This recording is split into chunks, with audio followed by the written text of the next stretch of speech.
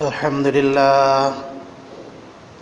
لله نحمده ونستعينه ونستغفره ونؤمن به ونتوكل عليه ونعوذ بالله من شرور أنفسنا ومن سيئات أعمالنا من يهده الله فلا مضل له ومن يضلله فلا هادي له وأشهد أن لا إله إلا الله وحده لا شريك له وأشهد أن محمدا عبده ورسوله أما بعد فإن خير الحديث كتاب الله وخير الهدي هدي محمد صلى الله عليه وسلم وشر الأمور محدثاتها وكل محدثة بدعة وكل بدعة ضلالة وكل ضلالة في النار فأعوذ بالله من الشيطان الرجيم بسم الله الرحمن الرحيم يا أيها الذين آمنوا قوا أنفسكم وأهليكم نارا إلى آخر الآية. وعن أنس رضي الله عنه قال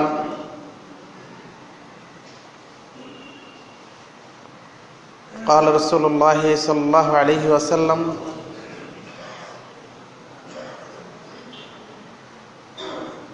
المرأة إذا صلت خمسها وصامت شهرها وحفظت فرجها وأطاعت زوجها قيل ادخل الجنة في أي أبواب شئت.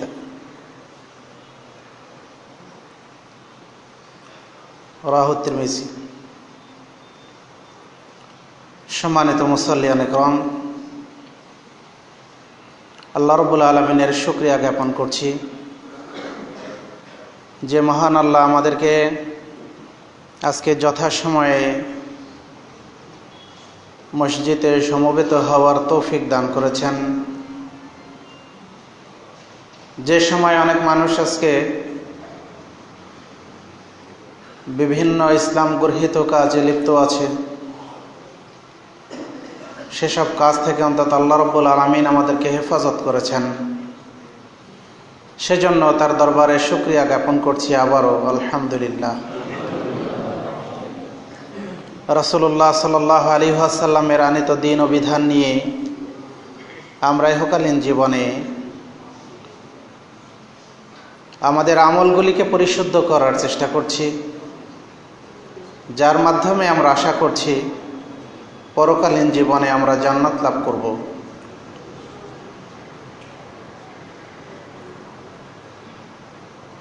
সেই হেতু আমাদেরকে আমাদের ব্যক্তি জীবন থেকে শুরু করে জীবনের প্রত্যেকটি দিক ও বিভাগে আল্লাহ রাব্বুল আলামিন প্রদত্ত এবং রাসূলুল্লাহ সাল্লাল্লাহু আলাইহি ওয়াসাল্লাম প্রদর্শিত বিধিবিধানকে মেনে চলে আমাদের ইহকালীন জীবনকে সুন্দর করতে হবে এবং পরকালীন জীবনকে সুখময় করার চেষ্টা করতে হবে। কিন্তু যদি এর ব্যতিক্রম ঘটে তাহলে ইহকালীন জীবনে সাময়িক সময়ের জন্য শান্তি সমৃদ্ধি অর্জিত হলেও পরকালীন জীবন কলুষিত হবে, অত্যন্ত দুঃখময় হবে।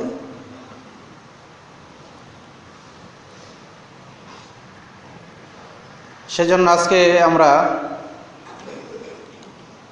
পবিত্র কোরআনের সূরা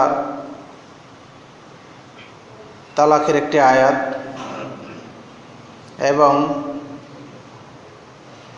রাসূলুল্লাহ সাল্লাল্লাহু আলাইহি ওয়াসাল্লামের মুখ নিঃসৃত অসংখ্য বাণী থেকে একটি হাদিস আপনাদের সামনে পেশ করেছি। এর উপর ভিত্তি করে আদর্শ পরিবার গঠনে স্বামী স্ত্রীর ভূমিকা শীর্ষক দুটি কথা আপনাদের সামনে পেশ করতে চাই। তার আগে আমরা পত্রপত্রিকায় দেখছি, বিভিন্ন মিডিয়াতে আমরা জানছি যে আমাদের আরাকানের মুসলমান ভাইয়েরা নির্যাতিত ও নিষ্পেষিত হয়ে বাংলাদেশে অনেকেই আসছে। যারা এখনও খোলা আকাশের নিচে অবস্থান করছে, তাদের আহারের মতো খাদ্য নেই, পান করার মতো বিশুদ্ধ পানি নেই, মাথা গোজার মতো নিরাপদ কোনো আশ্রয় নেই। এ সমস্ত মুসলমান ভাইদের পাশে আমাদের দাঁড়ানো অবশ্য কর্তব্য। সেজন্য সংশ্লিষ্ট কর্তৃপক্ষের কাছে আমরা বিনীত নিবেদন করছি, যেসব ভাইয়েরা তাদেরকে দান করতে চায় তাদের দান পৌঁছে দেওয়ার জন্য আপনারা সুষ্ঠু ব্যবস্থা করবেন। যারা নিজেরা গিয়ে দান করতে চায় তাদেরকে দান করার সুযোগ দিবেন। রাসূলুল্লাহ সাল্লাল্লাহু আলাইহি ওয়াসাল্লাম বলছেন, কিয়ামতের দিন আল্লাহ রাব্বুল আলামিন বান্দাদেরকে বলবেন, কোনো এক বান্দাকে বলবেন, হে বান্দা, আমি তো অসুস্থ ছিলাম, কিন্তু তুমি আমাকে দেখতে আসোনি। বান্দা বলবে, হে আল্লাহ, তুমি তো সারা পৃথিবীর প্রতিপালক, কি করে আমি তোমাকে দেখতে যাব? বান্দা আল্লাহ বলবেন, তুমি কি জানতে না তোমার অমুক ভাই অসুস্থ ছিল? তুমি যদি তাকে দেখতে যেতে, তার যদি পরিচর্যা করতে, তাহলে সেখানে আমাকে পেতে। আল্লাহ আবার বলবেন, হে বান্দা, আমি ক্ষুধার্ত ছিলাম, তুমি আমাকে খাদ্য দাওনি। বান্দা বলবেন, আল্লাহ, তুমি তো সারা জাহানের রব, কি করে তোমাকে আমি খাদ্য দিব? আল্লাহ বলবেন, তুমি কি জানো না আমার অমুক বান্দা ক্ষুধার্ত ছিল? তুমি যদি তাকে খাদ্য দান করতে, তাহলে তার মাধ্যমে তুমি আমাকে পাইতে। আল্লাহ বলবেন, হে বান্দা, আমি তৃষ্ণার্ত ছিলাম, তুমি আমাকে পানি পান করাওনি। বান্দা বলবে, আল্লাহ, তুমি সারা জাহানের প্রতিপালক, আমি কি করে তোমাকে পানি পান করাবো? আল্লাহ বলবেন, আমার বান্দা তৃষ্ণার্ত ছিল, যদি তুমি তাকে সেদিন পানি পান করাতে, তাহলে তার মাধ্যমে তুমি আমাকে পেতে। আমাদের আরাকানের ভাইয়েরা আজকে অনেকেই অসুস্থ আছে। আগেই বলছি, মাথা গোজার ঠাঁই নেই, খাবার মতো কোনো খাদ্যদ্রব্য তাদের কাছে নেই। এমতো অবস্থায় আমাদের সবারই করণীয়, যে যা পারি, যতটুকু পারি ততটুকু দিয়ে তাদেরকে সহযোগিতা করা, তাদের পাশে দাঁড়ানো। আর সাথে সাথে আমাদের যারা দেশের সরকার এবং দায়িত্বশীল আছেন, তাদের কাছে অনুরোধ করব যে সুষ্ঠুভাবে তাদের কাছে যেন এই দানগুলি পৌঁছে যায়। আমরাও আমাদের যার যতটুকু আছে তার মাধ্যমে আমরা তাদের পাশে দাঁড়াই। আল্লাহ আমাদেরকে তৌফিক দান করুন, আল্লাহুম্মা আমিন। সুধীমণ্ডলী, আমাদের আজকে ব্যক্তিগত জীবনে, পারিবারিক জীবনে, আমাদের সামাজিক জীবনে, জীবনের প্রত্যেকটি ক্ষেত্রে আমরা যদি লক্ষ্য করি, তাহলে দেখতে পাব প্রত্যেকটি জায়গায় আমরা মানুষ প্রত্যেকেই কোনো না কোনোভাবে, কোনো না কোনো দিকে আমরা অশান্তিতে আছি। সবাই আমরা চাই শান্তি নামের সেই পায়রাটা আমাদের বাসায় এসে, আমাদের পাশে এসে বাসা বাঁধুক, শান্তির নামের সোনার হরিণটা আমাদের কাছে ধরা দিক। কিন্তু সেই শান্তি কোথায়? আজকে কোথাও শান্তি নেই। শান্তি যেখানে পাওয়া যায়, সেই জায়গা থেকে আমরা আজকে অনেক দূরে অবস্থান করছি। ফলে আমার পরিবারে শান্তি নেই, আমার সমাজে শান্তি নেই, আমার পারিপার্শ্বিক অবস্থায় শান্তি নেই, আমার অর্থনৈতিক জীবনে শান্তি নেই, স্থিতিশীলতা নেই। কিন্তু কেন? এই কেনর উত্তর খুঁজতে হবে আমাকে আপনাকে। আমাদের ব্যক্তি জীবন থেকে শুরু করে জীবনের প্রত্যেকটি ক্ষেত্রে আমার আপনার চলার মাধ্যমে আমি আপনি কি করছি। আমার চলার জন্য আল্লাহ রাব্বুল আলামিন একটা দিশারি হিসাবে পবিত্র কোরআন নাজিল করেছেন। একজন পথ প্রদর্শক হিসাবে নবী মুহাম্মদ সাল্লাল্লাহু আলাইহি ওয়াসাল্লামকে প্রেরণ করেছেন। কিন্তু এই দুইটি বিষয়কে আজকে আমরা দূরে ছড়ে ফেলে দিয়ে আমি আপনি নিজেদের কল্পিত বিষয় নিয়ে আমার নিজের মস্তিষ্ক প্রসূত জ্ঞান দিয়ে আমি নিজে চলার চেষ্টা করছি। ফলে আমার ব্যক্তি জীবন, আমার পারিবারিক জীবন, আমার সামাজিক জীবন, আমার অর্থনৈতিক জীবন, আমার রাজনৈতিক জীবন আজকে ছিন্ন ভিন্ন হয়ে যাচ্ছে। কোথাও শান্তি নেই, ভাইয়ে ভাইয়ে মিল নেই, স্ত্রী স্বামীতে মিল নেই, পিতা পুত্রে কোনো মিল নেই, মা আর কন্যাতে কোনো মিল নেই। কোথাও শান্তি নামের সেই সোনার হরিণটি ধরা দিচ্ছে না। সুতরাং আপনাকে আমাকে সেই শান্তি খুঁজে পাওয়ার জন্য চেষ্টা করতে হবে, শান্তি তালাশ করতে হবে আল্লাহ এবং রসুল সাল্লাল্লাহু আলাইহি সাল্লাম প্রদত্ত বিধানে। যেখানে গেলে আমি আপনি শান্তি খুঁজে পাব। রাসূলুল্লাহ সাল্লাল্লাহু আলাইহি ওয়াসাল্লাম তার 23টি বছরের নবুয়তের জীবনে এমন একদল সোনার মানুষ রেখে গেছিলেন, যারা তাদের পারিবারিক জীবন থেকে শুরু করে জীবনের প্রত্যেকটি ক্ষেত্রে কোরআন এবং হাদিসের বিধানকে নিজেদের জীবন আবশ্যিক করে নিয়েছিলেন। জীবন চলে যাবে, কিন্তু কোরআন হাদিসের বিধানের কাছে মাথা নত ছাড়া অন্য কোনো জিনিস আমি মানতে পারি না, এটাই ছিল তাদের ব্রত। আজকেও আপনাকে আমাকে পারিবারিক জীবনে সুশৃঙ্খল অবস্থা ফিরিয়ে আনতে আপনাকে আমাকে পবিত্র কোরআন এবং সহিহ হাদিস মানতে হবে রাসূলুল্লাহ সাল্লাল্লাহু আলাইহি সাল্লামের আদর্শকে। তাহলে আমি আপনি পারিবারিক জীবনে শান্তি পাব। পত্রপত্রিকা আমরা পড়ি, পরকীয়ার কারণে স্ত্রী স্বামীকে হত্যা করে ফেলেছে। পরকীয়ার কারণে মা তার গর্ভজাত সন্তান শিশু বাচ্চাকে নিজে হত্যা করেছে। এ ধরনের লোমহর্ষক ঘটনা প্রায় প্রতিনিয়তই আমাদের চোখে পড়ে। কিন্তু গেলে কেন? এই কেনর উত্তর খুঁজতে হবে আপনাকে আমাকে পবিত্র কোরআন এবং সহিহ হাদিসের পাতায়। যদি আমি আপনি পবিত্র কোরআন এবং সহিহ হাদিসের নির্দেশগুলিকে মেনে নেই, তাহলে আমাদের জীবনের সর্বক্ষেত্রে শান্তি ফিরে আসবে ইনশাআল্লাহ। আল্লাহ রাব্বুল আলামিন কোরআনে বলছেন, আমিন আয়াতিহি আন খালাকা লাকুম মিন আনফুসিকুম আজওয়াজান লিতাসকুনু ইলাইহা ওয়া জাআলা বাইনাকুম মাওয়াদ্দাতান ওয়া রাহমা ইন্না ফি যালিকা লাআয়াতিন লিকৌমিন ইয়াতাফাক্কারুন। সূরা রোম 21 নম্বর আয়াত। নিশ্চয়ই আল্লাহ রাব্বুল আলামিন তার সৃষ্টির অন্যতম নিদর্শন হলো এই যে তোমাদের জন্য তোমাদের মধ্য থেকে তোমাদের জোড়া সৃষ্টি করেছেন, স্ত্রী অথবা স্বামী সৃষ্টি করেছেন, লিতাসকুনু ইলাইহা, যাতে করে তোমরা তার পাশে শান্তিতে বসবাস করতে পারো। ওয়া জাআলা বাইনাকুম মাওয়াদ্দাতান ওয়া রাহমা, আর তোমাদের মধ্যে তিনি সম্প্রীতি এবং সদ্ভাব সৃষ্টি করেছেন। ইন্না ফি যালিকা লাআয়াতিন লিকৌমিন ইয়াতাফাক্কারুন, নিশ্চয়ই এর মধ্যে চিন্তাশীল মানুষদের জন্য নিদর্শন রয়েছে, চিন্তার খোরাক রয়েছে।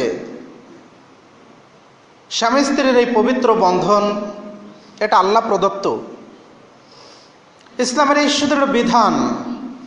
আপনি আমি যদি এটাকে যথাযথভাবে প্রতিপালন করি, মেনে নেই, তাহলে এটা শান্তি সম্প্রীতিতে ভরে উঠবে।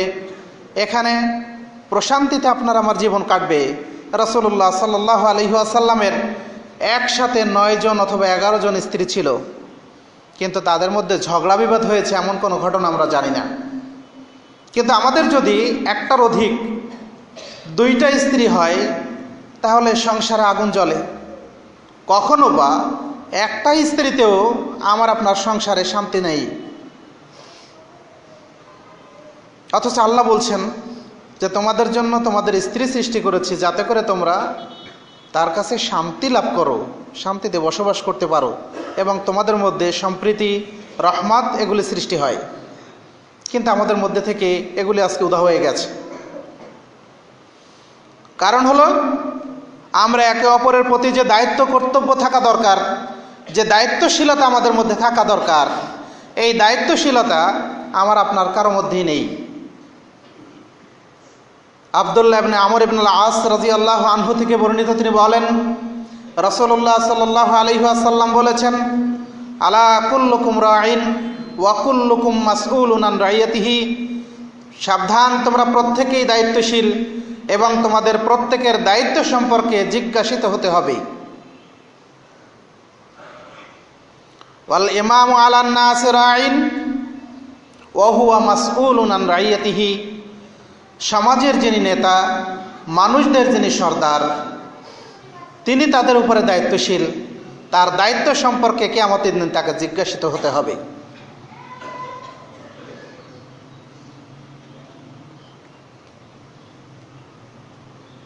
ওয়ার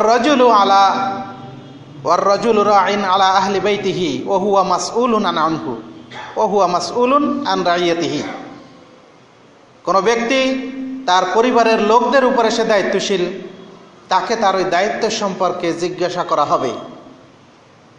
ওয়াল মারআতু রাঈয়াতুন আলা বাইতি যাওজিহা ওয়া ওয়ালাদিহি ওয়া হিয়া মাসউলাতুন আনহুম, পরিবারের যিনি কর্ত্রী, স্ত্রী, তিনি তার স্বামীর সম্পদ এবং তার সন্তানদের উপরে দায়িত্বশীল, তাকে তাদের সম্পর্কে জিজ্ঞাসা করা হবে।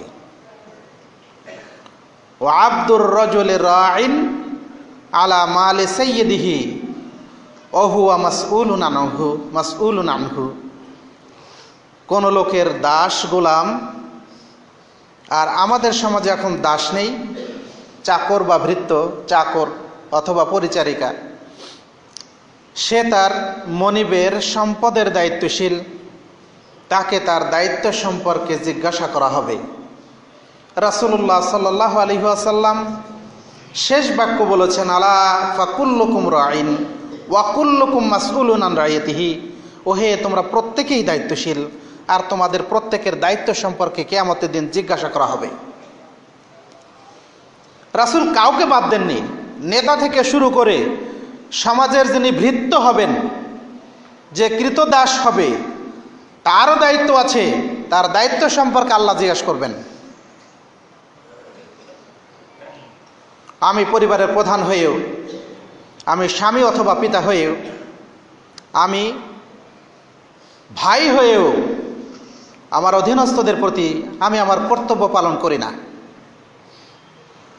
আল্লাহ রাব্বুল আলামিন আপনার আমার এই কর্তব্য সম্পর্কে কিয়ামতের দিন অবশ্যই জবাবদিহি করবেন, আপনাকে আমাকে জিজ্ঞেস করবেন।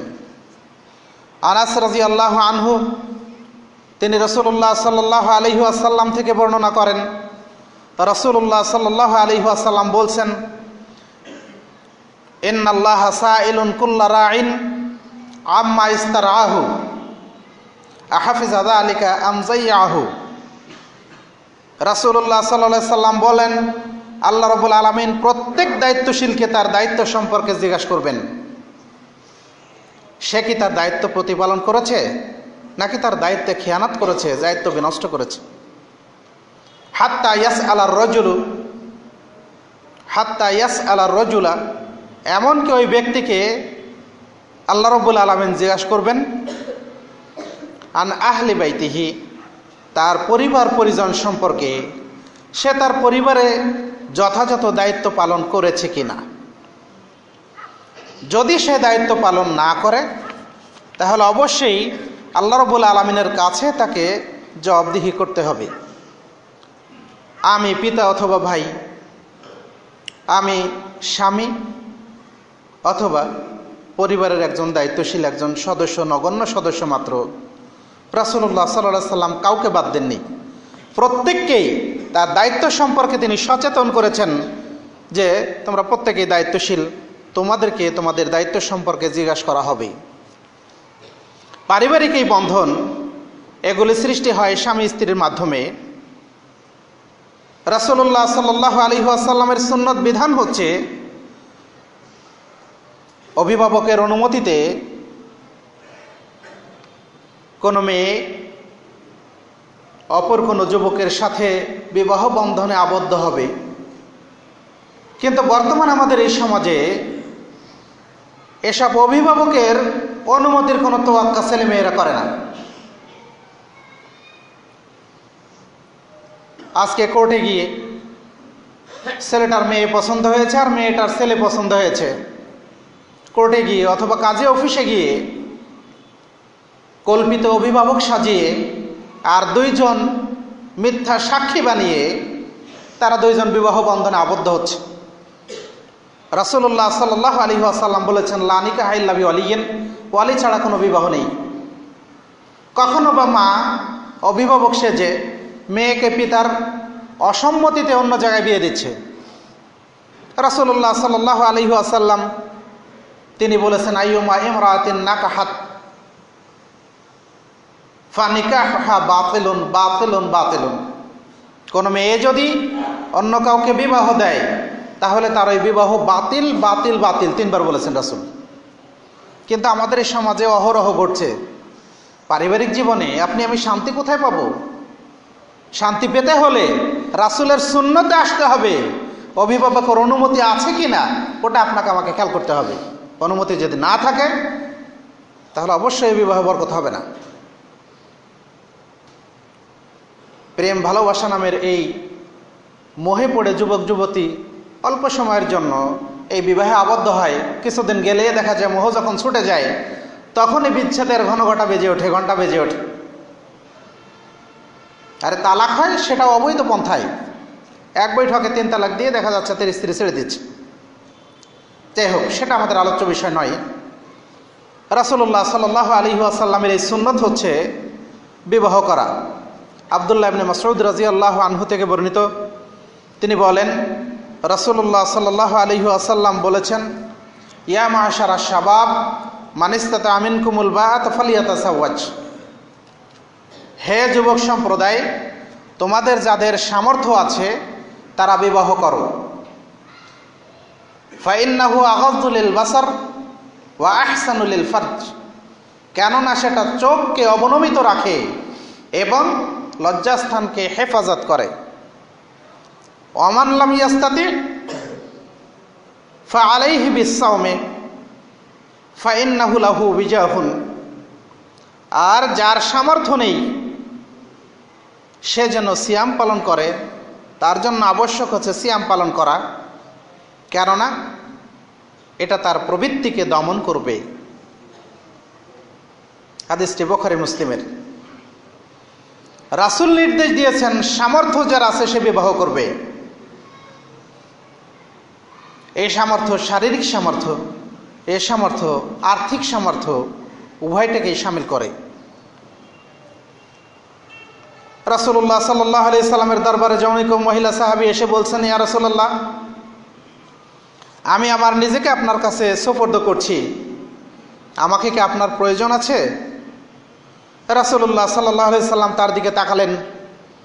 যখন মহিলা দেখল যে না, রাসূল সাল্লাল্লাহু আলাইহি সাল্লামের কাছে কোনো সাড়া পাওয়া যাচ্ছে না, তখন তিনি বসে পড়লেন।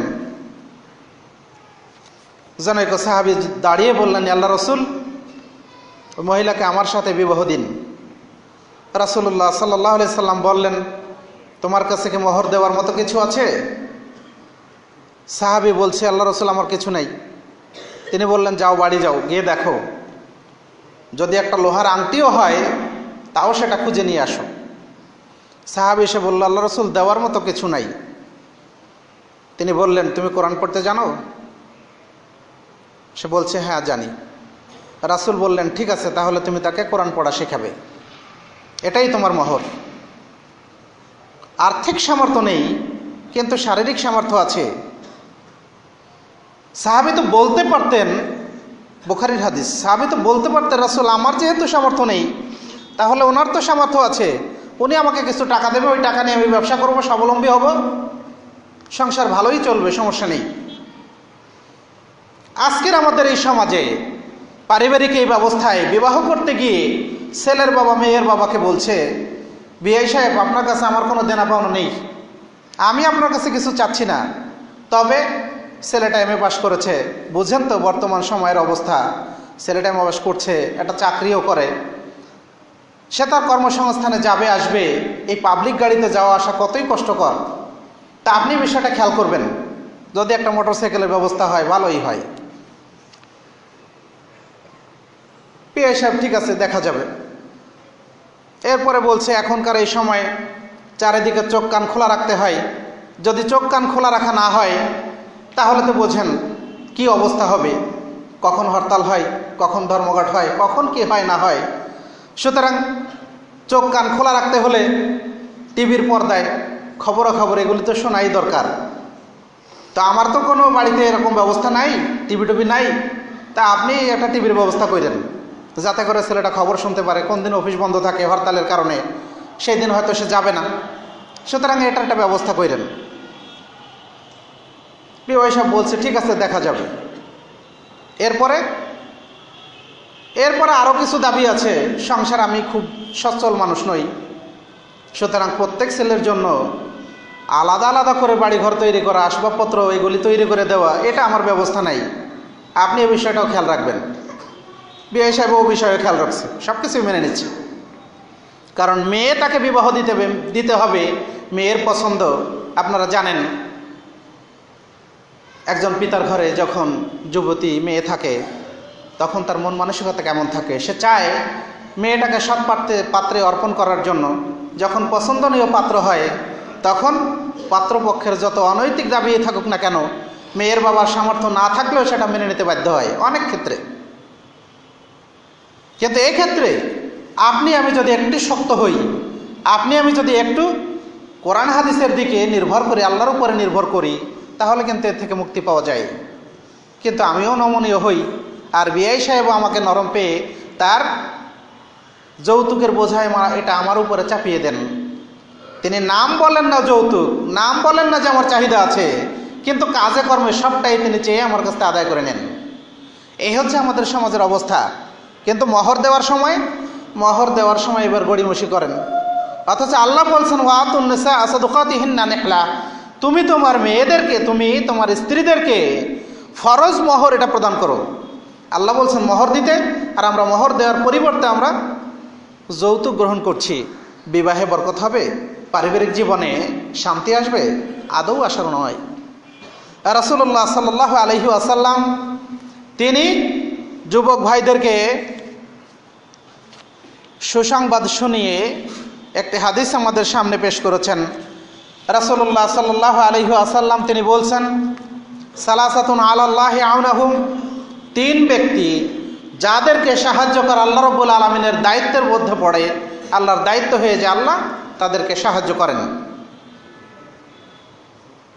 সালাসাতুন হাক্কুল্লাহু আলাইহি হাক্কুল্লাহি আযজা ওয়া জাল্লা আউনুহুম, তিন ব্যক্তিকে আল্লাহ যাদের সাহায্য করা আল্লাহর উপর হক হয়ে যায়। আল মুকাতিবু আল্লাযী ইউরিদুল আদা, ওই চুক্তিবদ্ধ গোলাম, যে ব্যক্তি তার মনিবের সাথে চুক্তিকৃত টাকাটাকে, অর্থটাকে সে আদায় করার জন্য ইচ্ছা পোষণ করে, আন্তরিকভাবে সে ইচ্ছা করে যে সেটা আদায় করে দেবে। আল্লাহ রাব্বুল আলামিনের প্রতি হক হয়ে যায় ওই গোলামকে, ওই দাস ব্যক্তিকে সহযোগিতা করার, তাকে সাহায্য করার। ওয়ান্নাকিহুল্লাযী ইউরিদুল আফাফা, আর ওই বিবাহ করতে আগ্রহী ব্যক্তি, যে ব্যক্তি তার চারিত্রিক পরিশুদ্ধিতা সে আশা পোষণ করে যে বিবাহের মাধ্যমে তার চারিত্রিক পরিশুদ্ধি এটা বজায় থাক, সে তাতে জেনাহে ব্যভিচারে লিপ্ত না হয়, এটা তার বজায় থাক, তার চারিত্রিক নিষ্কলুষতা থাক, ওই ব্যক্তির জন্য আল্লাহর সাহায্য, আল্লাহ তাকে সাহায্য করা, এটা আল্লাহর হক হয়ে যায়। ওয়াল মুজাহিদু ফি সাবিলিল্লাহ, আর যে ব্যক্তি আল্লাহ রাব্বুল আলামিনের রাস্তায় জেহাদ করতে চায়, জেহাদে অবতীর্ণ হয়, এই তিন ব্যক্তিকে সাহায্য করা আল্লাহ রাব্বুল আলামিনের হক হয়ে যায়, এটা আল্লাহ রাব্বুল আলামিনের উপরে আবশ্যক হয়ে যায়, এটা রাসূল বলেছেন। তাহলে আমি আপনি দরিদ্র আছি, আজকে অর্থনৈতিকভাবে অসচ্ছল আছি, এই অসচ্ছলতার কারণে বিবাহ করতে গিয়ে কখনো যেন আমরা কনেপক্ষের কাছ থেকে আমি স্বাবলম্বী হব, সচ্ছল হব, এই জন্য তার কাছ থেকে কোনো যৌতুক, কোনো ডিমান্ড, কোনো চাহিদা এটা যেন আমরা পেশ না করি। যদি আমি এটা না করি, অবশ্যই আমার পারিবারিক জীবনে শান্তি আসবে, স্থিতিশীলতা আসবে, এর মাধ্যমে আমি আপনি শান্তি লাভ করব, সম্প্রীতি এখানে বিরাজ করবে। কিন্তু যদি আমি এটা করি, তাহলে দেখা যাবে আজকের এই পার্থিব জীবনে বাপের কাছ থেকে, মেয়ের বাপের কাছ থেকে আমি 1 লাখ টাকা যৌতুক নিয়েছি, যখন আমি বলি যে আমার বাবা বৃদ্ধ মানুষ, সুতরাং আমার বাবাকে একটু সেবা শুশ্রূষা করো, তার পানিটা এগিয়ে দিও, তাকে সকালে উঠে ফজরের সময় ওযু করবে, গরম পানি করে দিও, মেয়ে বলে আমার পক্ষে এটা সম্ভব না, তোমার বাপের সেবা করার জন্য আমি আসিনি। আর তুমি আমার বাপের কাছ থেকে 1 লাখ টাকা নিয়েছো, আর আমি তোমার বাপের সেবা করব, এটা আমার দ্বারা সম্ভব নয়। এটা ঘটাই স্বাভাবিক। সুতরাং এই যৌতুক নামের মরণ কৌতুক থেকে আপনাকে আমাকে সাবধান থাকতে হবে, আমরা এটা বিরত থাকি। আল্লাহ রাব্বুল আলামিন বলছেন, ওমা মিন দাব্বাতিন ফিল আরদি ইল্লা আলাল্লাহি রিজকুহা, পৃথিবীতে যত প্রাণী আছে, জীব আছে, তার প্রত্যেকের রিজিকের দায়িত্ব আল্লাহর। তাহলে আমার আপনার রিজিকের দায়িত্ব আল্লাহ যদি নিয়ে থাকেন, তাহলে আজকে আমার অর্থ নাই, কালকে হবে। আজকে অর্থ, বিত্ত, বৈভবে আমি 10 তলা বিল্ডিংয়ে বসবাস করি, কালকে আমার নাও থাকতে পারে। সুতরাং আমি আপনি আল্লাহর উপর ভরসা করি। ওমা ইয়াতাওয়াক্কালু আলাল্লাহ ফাহুয়া হাসবুহু, যে ব্যক্তি আল্লাহর উপর ভরসা করেন, আল্লাহ তার জন্য যথেষ্ট। সুতরাং আমি আপনি আল্লাহর উপর ভরসা করি। বিবাহের ক্ষেত্রে অন্যায় আবদার আমরা যেন না করি। বিবাহ করার পরে আপনার আমার দায়িত্ব হলো আমার স্ত্রীকে ভরণ পোষণ যথাযথভাবে করা। আল্লাহ রাব্বুল আলামিন বলেন, আর রিজালু কাওয়ামুনা আলান নিসা, পুরুষরা মেয়েদের উপরে কর্তৃত্বশীল। বিমা ফাজ্জালাল্লাহু বা'যুহুম আলা বা'য, এ কারণে যে আল্লাহ তাদের কারো উপরে প্রাধান্য দিয়েছেন, অগ্রাধিকার দিয়েছেন। ওয়াবিমা আনফাকু, আর এই কারণে যে তারা তাদের উপরে খরচ করে, অর্থাৎ তাদের ভরণ পোষণ এগুলি প্রদান করে। আব্দুল্লাহ ইবনে আমর ইবনে আল-আস রাদিয়াল্লাহু আনহু থেকে বর্ণিত, আব্দুল্লাহ ইবনে মাসউদ রাদিয়াল্লাহু আনহু থেকে বর্ণিত, তিনি বলেন রাসূলুল্লাহ সাল্লাল্লাহু আলাইহি ওয়াসাল্লাম বলেছেন,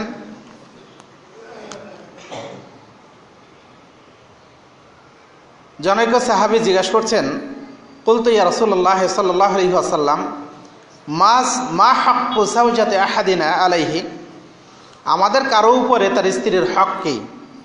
ক্বালা আন তুতঈমুহা ইযা তুঈমতা ওয়া তাকসুহা ইযা ইকতাসাইতা, তুমি যখন খাবে তখন তাকে খাওয়াবে, যখন তুমি পরিধান করবে তখন তাকে কাপড় পরাবে। ওয়ালা তাজরিবিল ওয়াজহা, মুখে মারবে না। ওয়ালা তুকাব্বিহ, তাকে খারাপভাবে গালি দিবে না। ওয়ালা তাজহার ইল্লা ফিল বাইত, আর তাকে বাড়িতে ছাড়া অন্যত্র তাকে ছেড়ে রাখবে না। অনেকগুলি হক রাসূলুল্লাহ সাল্লাল্লাহু আলাইহি ওয়াসাল্লাম বলছেন। খাদ্য দিতে হবে, পোশাক পরিচ্ছদ দিতে হবে, তার মুখে মারা যাবে না, তাকে গালি দেওয়া যাবে না, আর তাকে বাপের বাড়ি ফেলে রেখে আসা যাবে না। দাম্পত্য জীবনে মনোমালিন্য এটা ঘটতেই পারে, কিন্তু আমাদের অনেকের অভ্যাস হচ্ছে এই, স্ত্রী যখন আমার কথা শুনছে না, সুতরাং আমার বাড়ি রাখার তার দরকার নাই, বাপের বাড়ি রেখে আসে, যখন সে ঠিক হবে তখন তাকে আনা হবে। এসব ভুল। রাসূলুল্লাহ সাল্লাল্লাহু আলাইহি ওয়াসাল্লামের কাছে তার স্ত্রীরা ভরণ পোষণ যে মানের ছিল তার চেয়ে একটু বেশি চাইলেন। আল্লাহ রাসূল সাল্লাল্লাহু আলাইহি ওয়াসাল্লাম অত্যন্ত তিনি মর্মাহত হলেন। রাসূলুল্লাহ সাল্লাল্লাহু আলাইহি ওয়াসাল্লাম তাদেরকে ইখতিয়ার দিলেন, তোমরা ইচ্ছা করলে তোমাদের যেখানে ইচ্ছা চলে যেতে পারো। এরপরও রাসূলুল্লাহ সাল্লাল্লাহু আলাইহি ওয়াসাল্লাম 29 দিন স্ত্রীদের সাথে অবস্থান করা থেকে তিনি দূরে অবস্থান করলেন, পৃথক থাকলেন। আমাকে আপনাকেও যদি এমন কোনো ঘটনা ঘটে, তাহলে প্রয়োজনে বিছানা আলাদা করা যেতে পারে, কিন্তু স্ত্রীকে আপনি যেখানে সেখানে ফেলে রেখে আসবেন, বাপের বাড়িতে, ভাইয়ের বাড়িতে রেখে আসবেন, খোঁজখবর নেবেন না, এটা আদৌ ঠিক নয়। কখনো বা আমার আপনার মধ্যে এমন ঘটনা ঘটে, ত্রুটি তো মানুষেরই হয়, শয়তানের তো ভুল হয় না, ভুল হতেই পারে। স্ত্রীর ভুল হচ্ছে আর আমি লাঠি নিয়ে পিটানো শুরু করে দিয়েছি তুচ্ছ কারণে। আল্লাহ রসুল সাল্লাল্লাহু আলাইহি ওয়াসাল্লাম বলছেন, লা ইয়াজলিদু আহাদুকুম ইমরাআতাহু জালদাতাল আবদে জালদাল আবদে, তোমাদের কেউ যেন তার স্ত্রীকে গোলামকে মারার মতো না মারে। সে সকালবেলায় তাকে প্রহার করবে, ওয়াইউজামিউহা ফি আখিরিল ইয়াউম, আর দিনের শেষে তার সাথে একসাথে জৈবিক চাহিদা পূরণ করবে, সহবাস করবে। তাহলে এটা কতটা লজ্জাজনক। সকালবেলা তাকে মারছে, একটু আগেই তাকে পিটাচ্ছে গরুর মতো, আর একটু পরে গিয়ে তার সাথে একসাথে সহবাস করছে। এটা কতটা লজ্জাজনক। আবার যদি সামান্য ত্রুটি করে তাহলে মা বাপ তুলে দিয়ে আমাদের কোনো কোনো ভাই তার স্ত্রীকে গালাগালি করেন। এটা আদৌ ঠিক নয়, এটা রাসূলুল্লাহ সাল্লাল্লাহু আলাইহি সাল্লামের সুন্নতের খেলাফ। শুনে রাখুন, বানি মাসতালেকের যুদ্ধে রাসূলুল্লাহ সাল্লাল্লাহু আলাইহি ওয়াসাল্লাম আয়েশা রাদিয়াল্লাহু আনহাকে সাথে নিয়ে গেলেন। সংক্ষেপে বলছি, অনেক দীর্ঘ ঘটনা। আয়েশা রাদিয়াল্লাহু আনহা আসমা রাদিয়াল্লাহু আনহার হার নিয়ে গেছেন নিজের প্রয়োজন পূরণের জন্য। তিনি একটু দূরে চলে গেছেন, এসে দেখছেন গলায় হার নেই। তিনি হার খুঁজতে আবার গেলেন, কিন্তু সৈন্যরা আয়েশা রাদিয়াল্লাহু আনহার হায়াদাজ উটের পিঠে উঠিয়ে তারা চলতে শুরু করলো, চলে গেল। আয়েশা রাদিয়াল্লাহু আনহা এসে দেখলেন যে সৈন্য সামন্ত তারা সব চলে গেছে, রাসূলুল্লাহ সাল্লাল্লাহু আলাইহি সাল্লাম চলে গেছেন। আল্লাহ রাসূল সাল্লাল্লাহু আলাইহি সাল্লাম তিনি সাফওয়ান ইবনে মুআত্তাল রাদিয়াল্লাহু আনহুকে পিছনে রেখেছিলেন, যাতে ফেলে যাওয়া কোনো জিনিস তিনি নিয়ে যেতে পারেন। তিনি এসে দেখলেন আয়েশা রাদিয়াল্লাহু আনহু যেখানে ছিলেন ওখানে বসে ঘুমিয়ে গেছেন। পর্দার আয়াত নাজিলের আগে সাফওয়ান রাদিয়াল্লাহু আনহু আয়েশাকে দেখেছিলেন। আয়েশা রাদিয়াল্লাহু আনহু যখন ঘুমিয়ে আছেন তখন তার মুখের কাপড়টা সরে গেছে। সাফওয়ান দেখে শুধু ইন্না লিল্লাহি ওয়া ইন্না ইলাইহি রাজিউন পড়লেন। আয়েশা রাদিয়াল্লাহু আনহু এতটুকু শব্দতে তিনি উঠে গেলেন। তিনি উঠে মুখ ঢেকে ফেললেন। এরপরে সাফওয়ান তিনি তার উট বসালেন আর আয়েশা রাদিয়াল্লাহু আনহা তার পিঠে আরোহণ করলেন।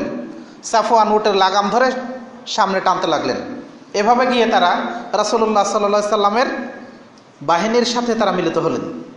আব্দুল্লাহ ইবনে উবাই ইবনে সুলুল রটনা করলো, আয়েশার মনে দুষ্কামনা ছিল, এটাকে চরিতার্থ করার জন্য সে পিছনে থেকে গেছে। ঘটনা রটে গেল। রাসূলুল্লাহ সাল্লাল্লাহু আলাইহি ওয়াসাল্লাম অত্যন্ত মর্মাহত হলেন। তিনি পরামর্শ নিলেন, আলীর কাছে পরামর্শ নিলেন, একদিকে জামাতা একদিকে চাচাতো ভাই ওসামার কাছে পরামর্শ নিলেন, যাকে রাসূলুল্লাহ সাল্লাল্লাহু আলাইহি সাল্লাম সবচেয়ে বেশি ভালোবাসতেন। কেউ আয়েশার বিরুদ্ধে কোনো কিছু বলেনি, খারাপ কিছু বলতে পারেনি। স্ত্রী সাউদার কাছে পরামর্শ নিয়েছেন। তিনি তার দাসী বারিরার কাছে পরামর্শ নিলেন, পরামর্শ চাইলেন কি করা যায়। সবার পরামর্শ একটাই, আয়েশার কাছ থেকে ভালো ব্যতীত খারাপ কোনো জিনিস আমরা পাইনি। মাসার দিককাল চলে যাচ্ছে, আয়েশা রাদিয়াল্লাহু আনহা ওইভাবে আছেন, কিছুই জানেন না, অসুস্থ মানুষ। রাসূলুল্লাহ সাল্লাল্লাহু আলাইহি সাল্লাম রাগ করছেন, আয়েশাকে দেখতে যান না। অথচ আয়েশা কখন অসুস্থ হলে রাসূলুল্লাহ সাল্লাল্লাহু আলাইহি সাল্লাম তার সেবা শুশ্রূষা করতেন। কিন্তু এই 1 মাস অতিবাহিত হয়ে যাওয়ার পরেও রাসূল তার কাছে আসছেন না। আর আমাদের মতো যদি হতো তাহলে এই অপবাদ শুনলেই আমরা আগেই তালাক দিয়ে বসে থাকতাম। রাসূলুল্লাহ সাল্লাল্লাহু আলাইহি সাল্লাম শ্বশুর বাড়ি গেলেন। আবু বকর আছেন, উম্মে রোমান আছেন। সেখানে আয়েশাকে জিজ্ঞাসা করছেন, আয়েশা, মানুষ শয়তানের প্ররোচনায় পড়ে বহু পাপ করে ফেলে, তুমি যদি কোনো পাপে লিপ্ত হও তাহলে তুমি আল্লাহর কাছে তওবা করো, আল্লাহ ক্ষমাশীল। আয়েশা বয়সে অত্যন্ত ছোট মানুষ। তিনি বলছেন, আবু বকরকে বলছেন, আব্বা রাসূলুল্লাহ সাল্লাল্লাহু আলাইহি সাল্লামের কথার উত্তর দিন। আবু বকর বলছেন, আমি রাসূলের কথার কি উত্তর দিব, আমার কোনো উত্তর জানা নাই। তিনি তার মাকে বলছেন, উম্মে রোমানকে বলছেন, মা ও রাসূলের কথার উত্তর দিন। তার মা বলছে, আমি রাসূলের কথার কি উত্তর দিব, আমার কাছে কোনো উত্তর জানা নাই। আয়েশা বলছেন, হে আল্লাহর রাসূল, যে ঘটনা আপনাদের মনে বদ্ধমূল হয়ে আছে, ইতিমধ্যে আয়েশা রাদিয়াল্লাহু আনহা ঘটনা জানছেন। সাফওয়ান বিন মুআত্তালের মার কাছ থেকে আয়েশা রাদিয়াল্লাহু আনহা ঘটনা জেনেছেন। তিনি তখন বলছেন যে আল্লাহ রসুল, যে ঘটনা আপনাদের মনে বদ্ধমূল হয়ে আছে, আমি যদি আজকে বলি যে না আমি ওর থেকে নিষ্কলুষ, আমি ওই দোষে দুষ্ট নই, তাহলে এটা আপনারা বিশ্বাস করবেন না। আর আমি যদি বলি যে হ্যাঁ আমি ওর দোষে দোষী, তাহলে আমার আল্লাহ জানেন যে আমি এই দোষে দোষী কিনা। সুতরাং আমি এক্ষেত্রে কোনো কথাই বলবো না, শুধু একটা কথাই বলবো, ইয়াকুব আলাইহিস সালাম যেমন ইউসুফ হারাই গেলে বলেছিলেন ফাসাবরুন জামিল ওয়াল্লাহুল মুস্তাআন আলা মা তাসিফুন, এখন আমার জন্য উত্তম ধৈর্য ধারণ করাই আমার জন্য উত্তম, আর আল্লাহ এ ব্যাপারে উত্তম সাহায্যকারী। আমি এই কথাই বলবো। রাসূলুল্লাহ সাল্লাল্লাহু আলাইহি সাল্লাম কিছুই বললেন না, চলে আসলেন। কিছুদিন পরে আয়াত নাজিল হলো আয়েশা রাদিয়াল্লাহু আনহার ব্যাপারে। সূরা নূরের 11 থেকে নিয়ে 21 পর্যন্ত 10টি আয়াত আয়েশা রাদিয়াল্লাহু আনহার ব্যাপারে নাজিল হলো যে আয়েশা এই অপবাদ থেকে নিষ্কলুষ। কিন্তু আমাদের জীবনে যদি ঘটতো, তাহলে আগে কিছুক্ষণ পিটিয়ে ঠিক করে তারপরে বাপের বাড়ি পাঠিয়ে দিতাম, তোমরা বাপের বাড়ি চলে যাও, তারপরে তুমি ঠিক হয়ে আসো। আমার আপনার আচরণ এগুলি ঠিক করা দরকার। স্ত্রীর সাথে আপনার আমার ভালো ব্যবহার হওয়া দরকার, যাতে করে স্ত্রী তার মধ্যে ভুল থাকলেও সে সংশোধন করার সুযোগ পায়। রাসূলুল্লাহ সাল্লাল্লাহু আলাইহি সাল্লাম তাকে যথেষ্ট সুযোগ দিয়েছেন আয়েশাকে সংশোধন হওয়ার জন্য, যদিও আয়েশা এই ব্যাপারে তিনি দোষী নন। তারপরে রাসূলুল্লাহ সাল্লাল্লাহু আলাইহি সাল্লাম তাৎক্ষণিক সিদ্ধান্ত নেননি। আমরা কিন্তু এই ব্যাপারে তাৎক্ষণিক সিদ্ধান্ত নিতে গিয়ে অনেক সময় আমরা ভুল করে বসি। এই ভুল করা থেকে আপনাকে আমাকে বিরত থাকতে হবে, আমরা যেন এই কাজ কখনো না করি। আজকে আমার আপনার স্ত্রীর প্রতি আমার আপনার যে হক, যে অধিকার, এটা আমরা যথাযথভাবে প্রদান করতে চাই না।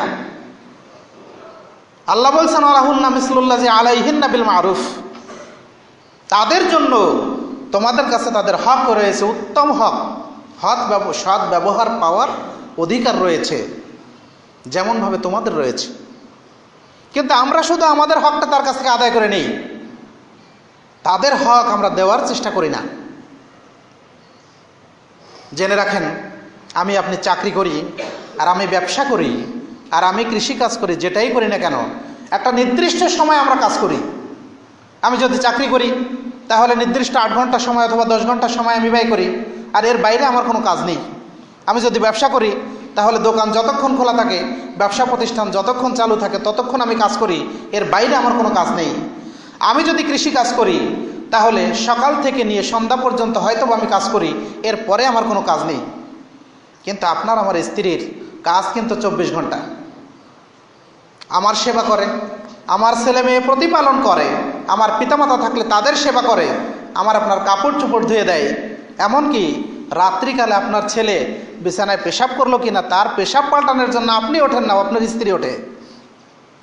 তাহলে তার কাজ কতক্ষণ? তার কাজ 24 ঘন্টা। আর আমার আপনার এই নির্দিষ্ট সময় কাজ করে যখন সে একটা অন্যায় করে বসে, একটা ভুল করে বসে, আমি তার উপরে খড়গহস্ত হয়ে যাই, অবশ্যই আপনাকে সাবধান হতে হবে।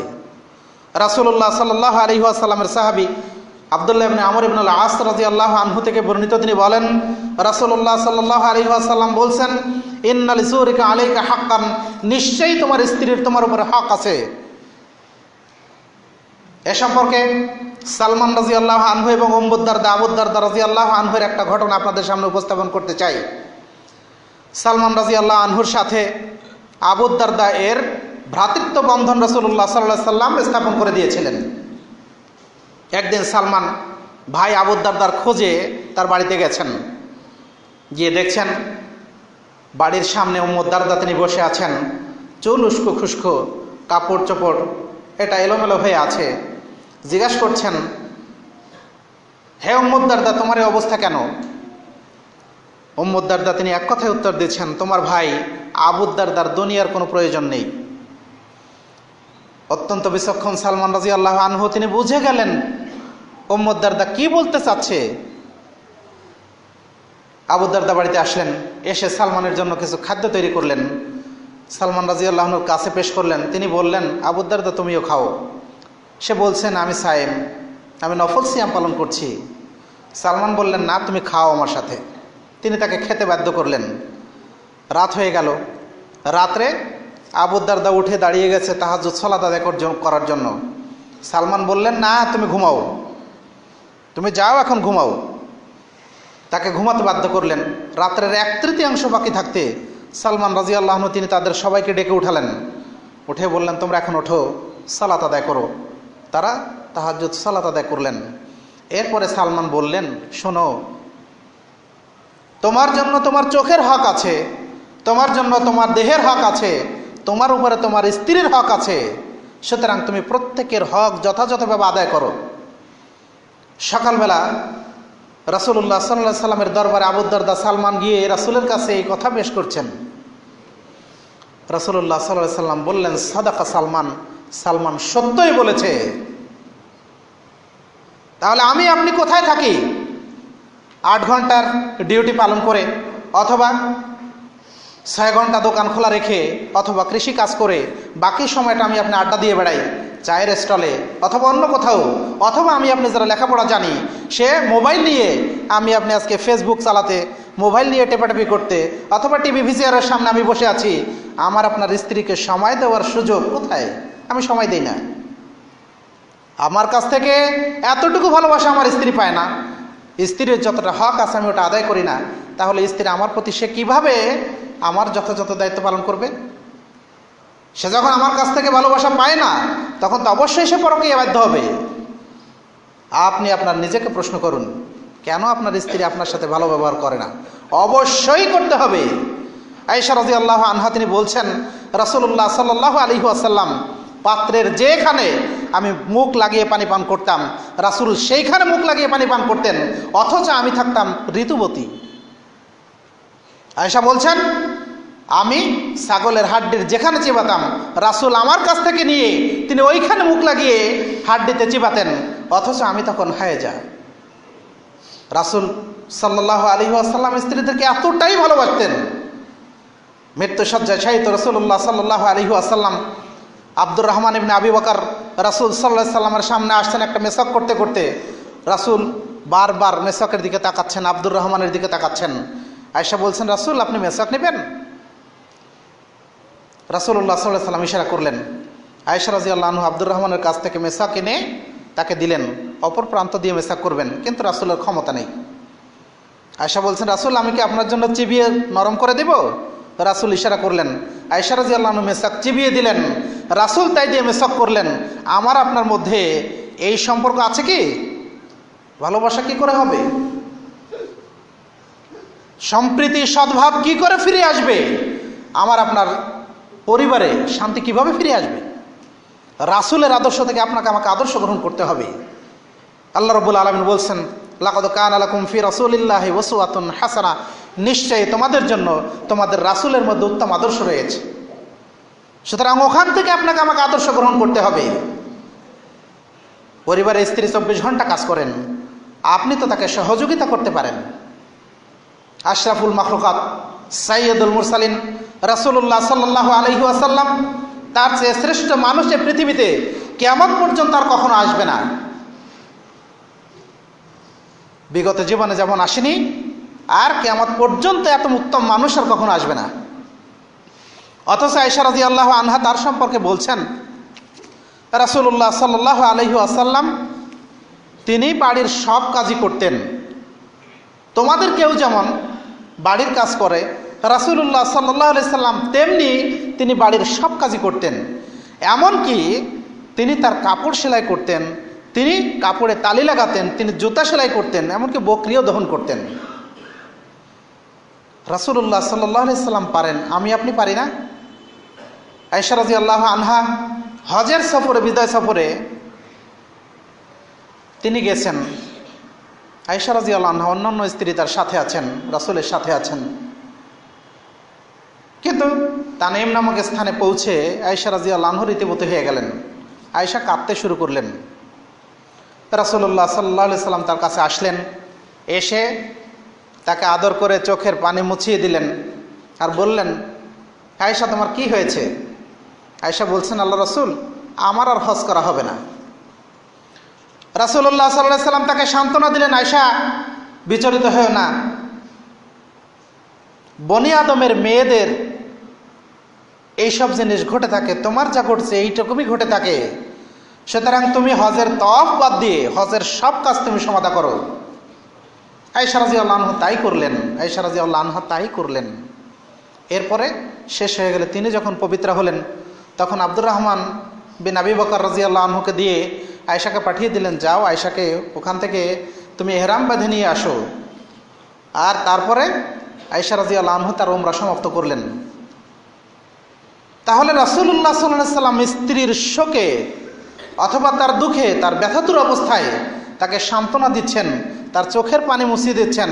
আপনার স্ত্রী ব্যথায় মুষড়ে পড়ে, অনেক সময় রোগে শোকে শুয়ে থাকে, আপনি কখনো একটিবার খোঁজও নেন না, তোমার কি হয়েছে, তোমার ওষুধ লাগবে, আমি কি তোমার মাথাটা টিপে দেব, তোমার কোথায় ব্যথা, মাজায় ব্যথা আছে, আমি কি তোমাকে একটু মেসেজ করে দেব, আপনার শরম কিসের?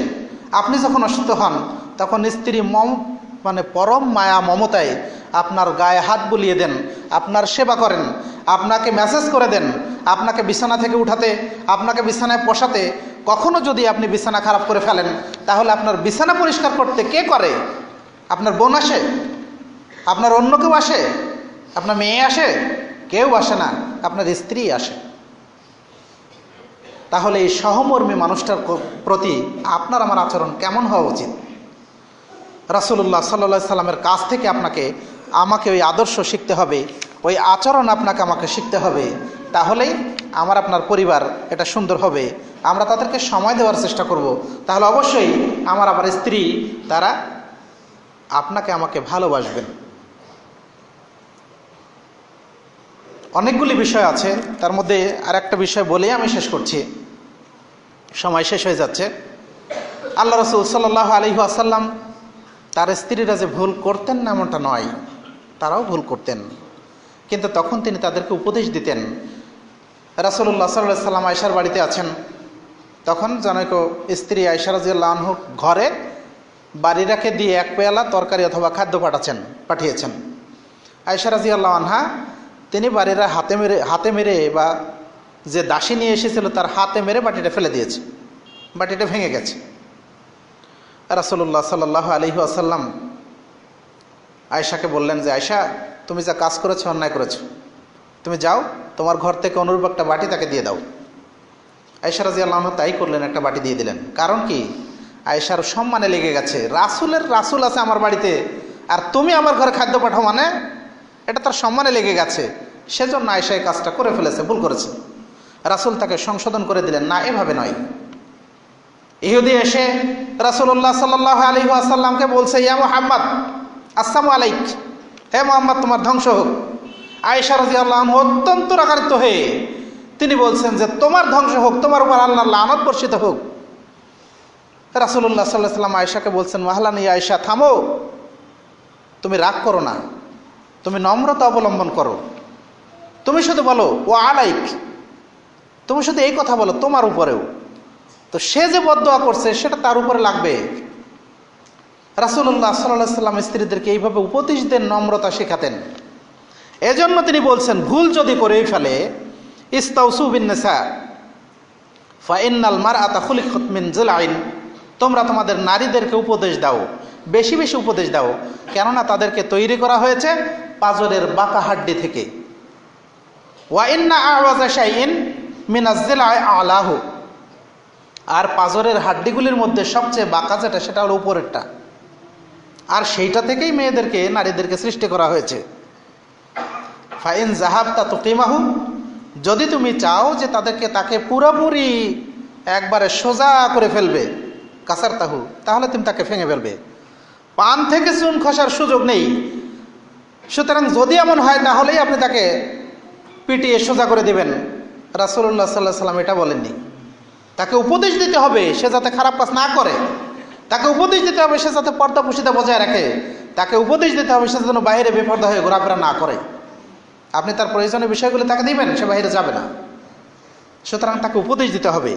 এরপরে রাসূলুল্লাহ সাল্লাল্লাহু আলাইহি ওয়াসাল্লাম বলছেন, ওয়াইন তারাক্তাহু, যদি তুমি তাকে তার অবস্থায় ছেড়ে দাও তাহলে লামিয়াজহাল আ'ওয়াজ, তাহলে সে বাঁকাই থেকে যাবে।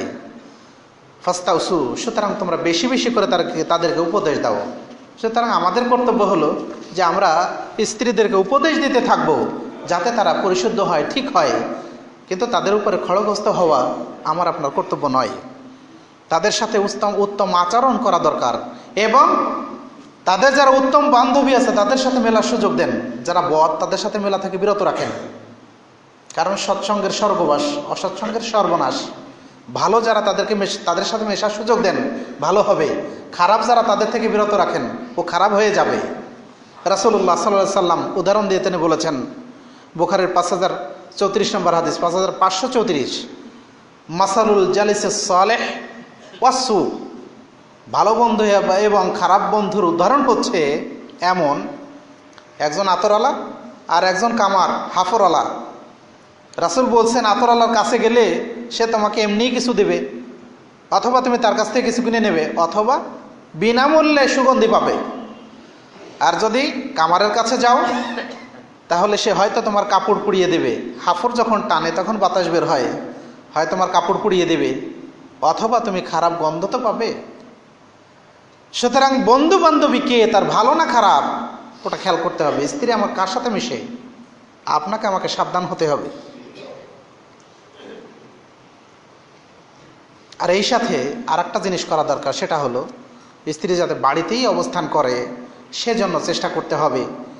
আল্লাহ রাব্বুল আলামিন বলেন, ওয়াকারনা ফি বুয়ুতিকুন্না ওয়ালা তাবাররাজনা তাবাররুজাল জাহিলিয়াতিল উলা, তোমরা জাহেলি যুগের মেয়েদের মতো তোমরা বাহিরে ঘোরাফেরা করো না, বরং তোমরা বাড়িতে অবস্থান করো। ওয়াকারনা ফি বুয়ুতিকুন্না, তোমরা তোমাদের বাড়িতে অবস্থান করো। আমরা আমাদের স্ত্রীদেরকে, আমরা আমাদের মেয়েদেরকে, আমরা আমাদের বোনদেরকে, আমরা আমাদের মাদেরকে চেষ্টা করব তারা যেন অনর্থক বাড়ির বাইরে না যান, তারা যেন বাড়িতেই অবস্থান করেন। তাদের প্রয়োজনীয় জিনিসগুলি আমি আপনি বাড়িতে পৌঁছে দেই, আমি আপনি তাদেরকে বাড়িতে এনে দেই, তাহলে তার বাজারে যাওয়ার প্রয়োজন হবে না।